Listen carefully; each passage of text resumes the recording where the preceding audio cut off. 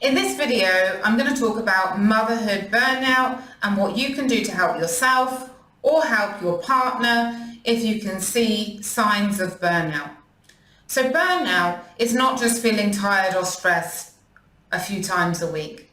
It's where it's consistent, where you're over emotional, you may be crying all the time, you may be angry all the time, you may be irritable, you may feel mum guilt, and you may not be able to sleep properly. Maybe that's because of the children, or maybe that's just because you've got so much going on in your mind and you just feel like you're losing yourself. This can have a massive impact on a marriage, a massive impact on a relationship.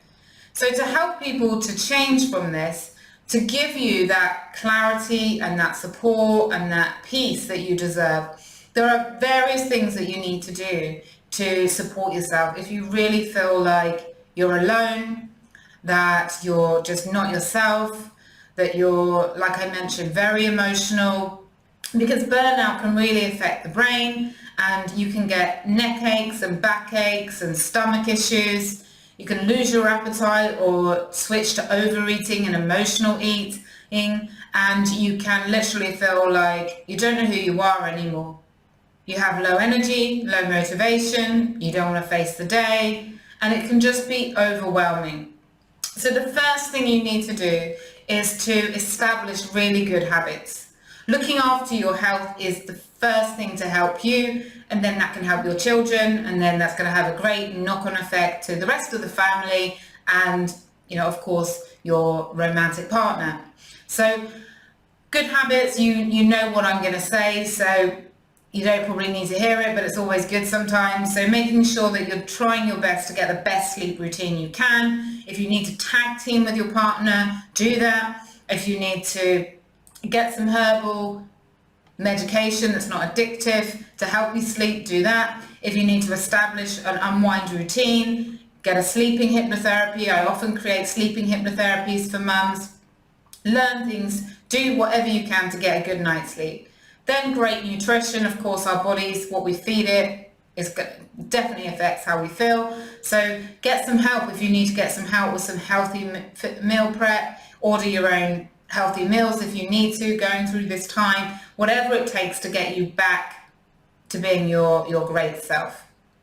And of course comes with that exercise. Now you may not have time to do much exercise. It may be just a 15-minute workout a day, something you find on YouTube, a few yoga stretches, a few bits of weightlifting with your body weight or some weights, or just doing something that makes you feel alive. It's so, so important. And then feeding your mind. If you've got into a very negative state where you're constantly telling yourself, I'm burnt out, I've lost myself, I'm depressed, I'm anxious, I feel guilty that I'm not there for my children, I'm not a good mum, I'm not being good enough. If you're feeling like my relationship's over, I'm not loved, this is awful, I'm stuck, I'm trapped, repeating those thoughts again and again, and I know obviously you can't help it, they're going to be draining you. So there are some steps you can do to change that. Start to think more positively, get some guided meditations, get some hypnotherapy tracks. I sell a bundle on my website of 30 different ones for $97. It's really helpful to shift your mind, especially if you can listen to that at night. It will switch off the negative chatter, and whatever we put in our heads before we sleep, it's just going to repeat again and again and again. So this can be a very helpful thing if you feel like you're burning out. And then the next thing you can do after the good habits is to ask for help. Ask your partner for support. Tell them what you need. Allow them to help you. If they have a problem with not following through, do check out my YouTube channel. So I've got some videos on that.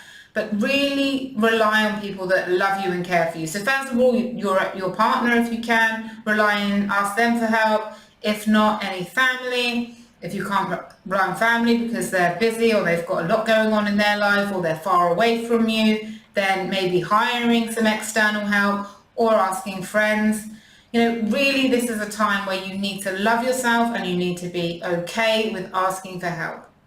The third thing you really need to learn to do to help yourself if you're experiencing motherhood burnout is to say no. When you say no to people, you're saying yes to yourself. Start the day by when anybody asks you for anything, you first of all say to them, let me just check with my partner, let me just check my schedule, let me check and get back to you. Then wait 24 hours and think, is this going to be good for me to help them? Or is it going to take something from me that I just don't have at the moment? Because your energy is so important. The fourth is to make sure that you take breaks, you take rest time, you book that in. Just as important as it is feeding your baby or feeding a child or doing whatever you're doing for the children, just as important is taking breaks. Taking breaks is not a reward. It's a necessity, it's an essential need, just like eating, sleeping, drinking water. And actually, of course, I didn't mention water, but making sure that you're hydrated, because that can really affect our whole mood. And then changing the negative story, changing those thoughts. As I mentioned, the meditations are good, but you can also consciously say to yourself, I'm not going down that rabbit hole. These thoughts aren't helping me. And just saying to yourself, right, and in fact, do this exercise. Time on your phone, 10 minutes. Stop everything. For 10 minutes, write down every single thing that's on your mind. I feel guilty about this. I feel stressed about this. I feel worried about this. I feel fearful about this. I feel angry about this. Whatever it is, get it all out onto the paper.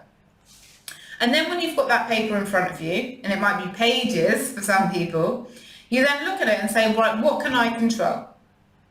So you circle what you can control that's in your fear. Because, for example, I might put, I'm financially stressed, but I can't control the economy. That's out of my control.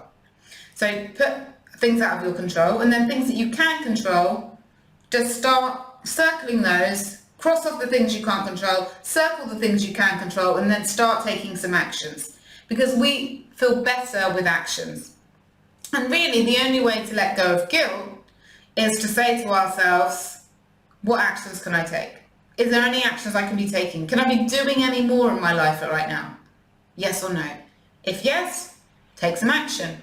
If no, be at peace. Same with fear. I'm worried about this. I'm fearful about this. Ask yourself, is there any action I can take about that fear? Is there anything I can do to help it? If there is, take that action. If there's not, be at peace.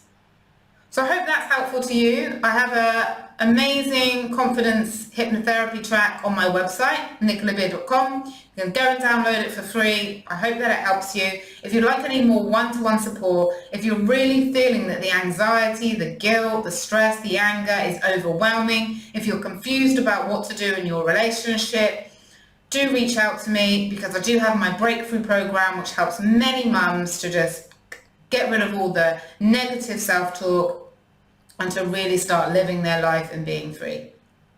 From my heart to yours, thank you for watching. If you've liked this video or any of my videos, please do like and comment. I'd really appreciate it.